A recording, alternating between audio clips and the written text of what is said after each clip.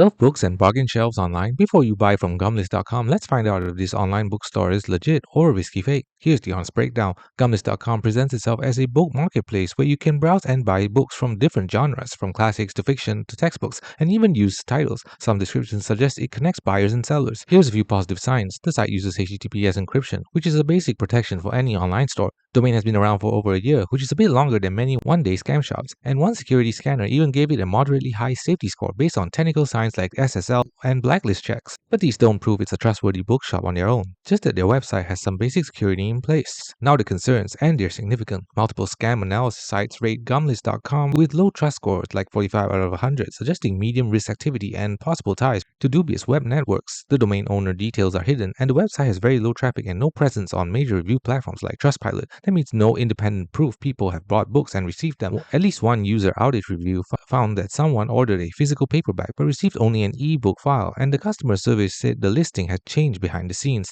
That's a classic misleading shopping tactic used by scam shops. Because it's still very obscure with no verified customer feedback, there's a high risk of misleading listings, non-delivery, or poor product quality. So is Gumlist.com a real online bookstore?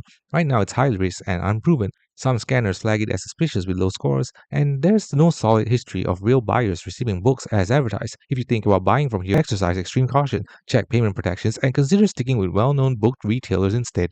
Thanks for watching. Don't forget to like and subscribe for more videos.